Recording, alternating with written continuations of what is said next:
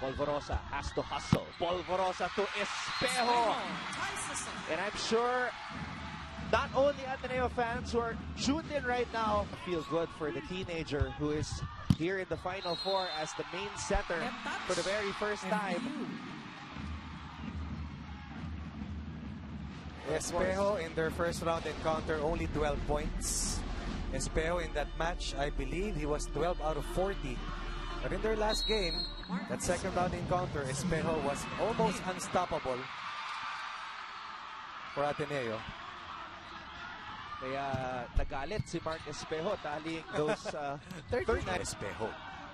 Espejo with that heavy serve. Not even the net could handle the force and the power of that hit. Talk about force. A total of 317 points this year in 14 games. 82 points better than the 235 points he posted in season 79. Ateneo, no? Yeah, all in all, because he is actually a returning coach. Right. Imagine his journey. Season 71, season 72, coaching Ateneo. 73, 74, 75, he went to NU. Season 76, all the way to this year, 3 dan natin, sila Rex Intal, sila Josh Villanueva. Tagal magkakasama niyan. Kasama sila Marck Espejo, sila Carl Baisa. And you also have to remember that Ateneo lost a finals MVP in Anthony Koisman. You also lose size. That's a major difference. But Espejo stops the scoring run for FEU. The lead's down to 4 for the Tama. Heavy serve right there by a very energized Garcia, but Espejo responding right away. Now, whatever happens in this set, Ateneo has to respond, and they have to respond really quickly when the second set comes in. Although this is still a long way to go. Right now, FEU 15 in favor of FEU. They are at set point. Espejo. And Espejo continues to pile up the points here. He's got 9 points now for Ateneo. 9 of the 16 of the Blue Eagles coming from Espejo, over 50%. As we mentioned earlier, the only player this year to reach over 300 points. Tells you how relaxed FEU is today. But they can't relax if Espejo continues to do things like that. Marck Espejo has to provide the energy and the leadership because right now, they're quite flat. FEU seemingly not afraid anymore. So dominance, over 22 points per game. Ilan yun, Ton? 317, coach. No? 2 set point save here by the Blue Eagles. Lead down to 7 for the Tamaraws. 17-24. Now look how high above the net JP Bogawan is, coach. In doing the work in terms of recruitment, in terms of solidifying the roster power. First point of this match, or rather of this set, goes to Ateneo, and they will string up 2 consecutive points. They never led doon sa ating unang set. But right now, Polvorosa locates etong si Espejo. The quality of passes of Ishpol Bogawan getting that attack from Suarez. Polvorosa to Espejo. With a cross-court kill. 3 straight points for the Blue Eagles, and now the smiles are back on the faces of the Blue Eagles after they were dominated by FEU in that first set loss. Quicker pass ahead of the blockers. Espejo needs that. FEU getting right back into it. Espejo. Espejo, cross-court shot. Again, very critical. The first ball. The reception was excellent. Misdirection was given by, I believe that was Glorioso and Espejo to Ateneo's defense in this match thus far. Sarado ang pintuan para sa FEU on that play. Paler had nowhere to go as 3 blue shirts surrounded him. And that is well read by the net defenders. Triple block, reading. Sending it back. Sumanggid to Espejo. And look at the angle that he takes and plays with. He can hurt you going down the line. He can hurt you going cross-court or with a cut shot. And here against the double block, was able to beat the defense of Ricky Marmeto. It was 66%, 5 of 24 for 20%. Espejo is just taking over right now. Right, and Ish Polvorosa's numbers will definitely rise with the explosion of Espejo. 15 points Polvorosa getting it in the air. Here's Espejo.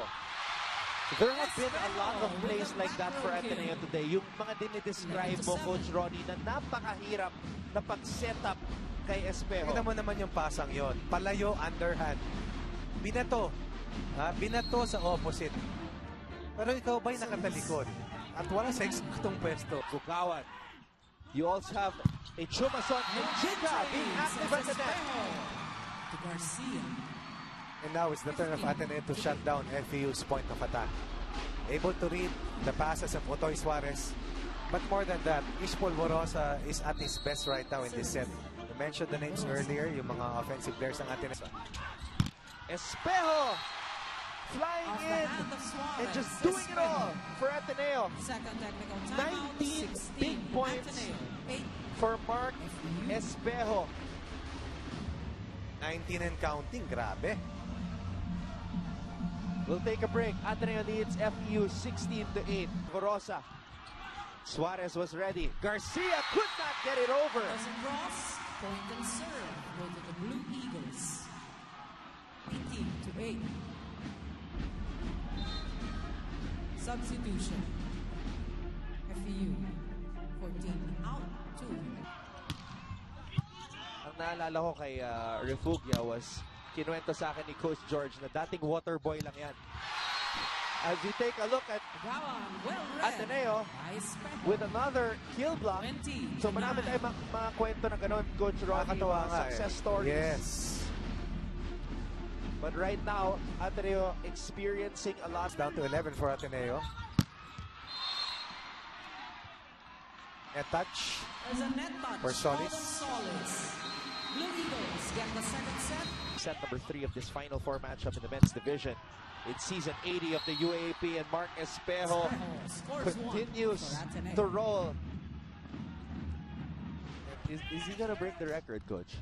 I mean, his own record. I think so. The block. And he answers your question, Anton. I mean, we still have at least 2 sets to play. And we're not sure what's going to happen if this one goes to the second leading scorer for Ateneo with 3. Espejo. Marck Espejo attacking in a variety. And that's what has been missing for FEU. Yung kanilang mga nakakagulang na combination plays. And counted 9 apiece. Espejo. Off the hand of Garcia. Exploding for that cut shot. FEU has only lost twice this season in both matches against NU. You're right. So imagine the effect that a loss against Ateneo would have on this FEU team. Kaya mahihirapan sila if they end up losing this set. They've been trailing because Marck Espejo has just been unstoppable. Possessed. Oh yes. Well, for both teams, wala pa silang losing streak for the year. Ayun din naman ang National University. 3 points for the Tamarans. 11. Let's see if Otoy Suarez will be able to rediscover. Sumanggid was there. Espejo on a running attack. Marck Espejo. Long way down the road for Coach Epada. Espejo with that familiar back row attack. And he gets that bomb to detonate for the Tamaraos. Ateneo is on the ropes here in set number 3. But Marck Espejo tries to save the day once again. Polvorosa back set to Espejo. Espejo with a cross-court kick. On the other side of the net. Just amazing here in season 80. Espejo. Espejo off the hand of Suarez. 33 points now for the phenom, Marck Espejo. Very few players can execute this type of an attack. And he's a master back row player. A meet and greet. Uniform yan, diba? Yep. Ateneo needed that. A point after a timeout was called earlier by Coach Oliver Almadro. Let's check that play again. Espejo with the reception. And then another back row play. He has scored 5 points in this set. So that's a total of 34 now for Marck Espejo. Only? 3 points for the Tamarans. With the way he has been playing, probably reaching the 40-point mark is not far-fetched. But Ateneo surrenders a free point. Comparative numbers between two excellent playmakers. One, a 4-time Best Setter awardee, a Finals MVP, and a 3-time UAAP champion. The other, an up-and-coming playmaker na si Utoy Suarez. And Marck Espejo just tied his second highest scoring output in a single match in the UAAP. 35 points for Marck Espejo. Going to zone 5, going long, going deep. Unmarked zone. Changing his attack in the air was Jude Garcia and Ateneo. Getting the point back. It's all about defense for the Blue Eagles to enable them to counter-attack in their transition offense. Ish to Mark. How many times in the last 5 years have we heard that combination? Lead down to 1, 2 straight points, Ateneo. Marmeto to Solis. Sumangkin. Polvorosa setting it up for Espejo. Wow. Espejo into the block. And that's the best attacker against one of the best blockers in the competition. And Espejo, once again, rises to the occasion.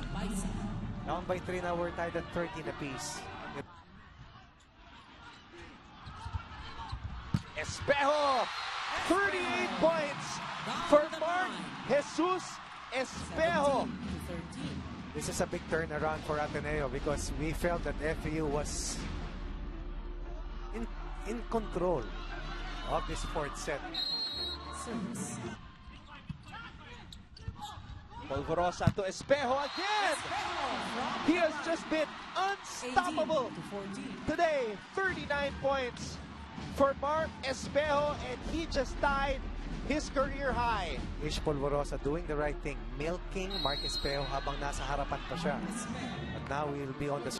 They want to bring the glory days back. Espejo for 40.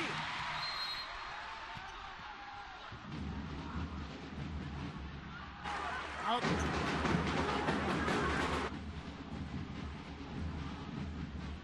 Attempted pancake Ball is in. will be called late. Point and serve. Espejo with a nice fake against the triple block. Number 3. Wrong. 40 points. But still, some point. Polvorosa to Espejo. 41 Off the hand of Silang. for Marck Espejo. He has been absolutely unreal. And he makes it appear as if it is just hitting practice. And look at the form. From point 1 in set 1. Hindi nagbabago yung forma, yung kumpiyansa. Espejo. Lead is up to 3 for the Blue Eagles as Espejo scores point number 42. Wow. Polvorosa to Espejo. Wins the Blue Eagles at set point advantage. You have to go to Marck Espejo habang nasa harapan. At yan ang tinanong kanina ni Coach Oliver, sino ang mga nasa harapan? Nice misdirection on that running attack By the rookie, Jeremiah Barrica. Getting that one over the net. Polvorosa to Espejo. And Marck Espejo sends this one And extends the to a match deciding the fifth and set. final set. 44 points for Marck Espejo. Marck Jesus Espejo, he may not be able to walk on water, but sometimes when he's in the air, you believe that he can fly. Ateneo is not done yet. This fifth and final set, as Ateneo Espejo scores 1 for is Ateneo. able to Sumangkin, giving it to Espejo against 3 blockers. Score 2 for Ateneo. This is the second straight 5-set match between Ateneo and FEU. In their second round encounter, that match also took 5 sets. FEU prevailed. But in the first 2 points of the 5th set, once again, it has together para dito sa FEU. Polvorosa, one-handed set for Espejo. And Espejo scores Espejo another point. on the hit 47 big points for Marck Espejo. I believe he has scored in double figures in every set that he has played in this match. And the energy that he has here in the field. Quickly, a counter-attack by Solis. Espejo from Polvorosa. Marck Espejo again. I thought that FEU's counter-attack was superb. But once again, Ateneo's floor defense has been excellent. And when that floor defense is working, Marck Espejo is definitely humming. Polvorosa once again locating Espejo. 48 points. Wow, 2-point lead for Ateneo. And an ace for Marck Espejo. 49-point game for the 4-time MVP. And we're not yet done. 3-point lead for Ateneo. Coach Ray Diaz still smiling. This is a young man. Magbihira. Marck Espejo. Halos hindi nagmimintis. Polvorosa. You know who he's gonna go to. You know who that ball is going to go to. Marck Espejo. 50 points. Woo! Awan. Polvorosa. Back to Espejo. And Marck Espejo goes deep into his bag of tricks. Well, I say this again and again habang may natitira pang puntos. Whenever FEU has the chance to attack, they have to be able to put that ball away. Dahil pag bumalik kay Marck Espejo yung bola, ito at nang ito at nang ito ang nangyayari. Moments here. Polvorosa tossing it up to Espejo. Espejo just rising above the blockers. And the FEU the hit. Richard Solis. Back set by Polvorosa to Espejo.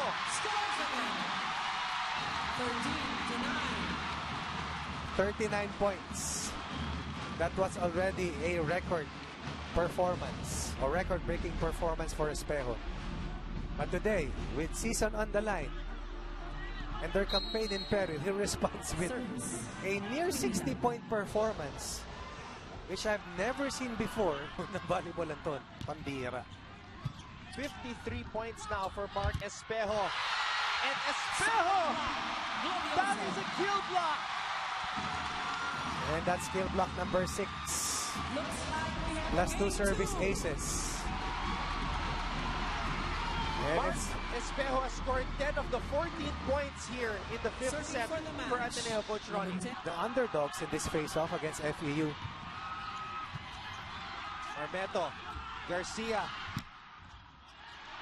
Polvorosa to Espejo, who breaks down the wall.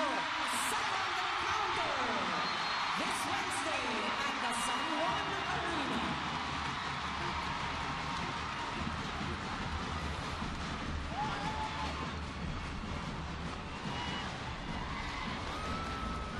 Let's take a look at the winning moment.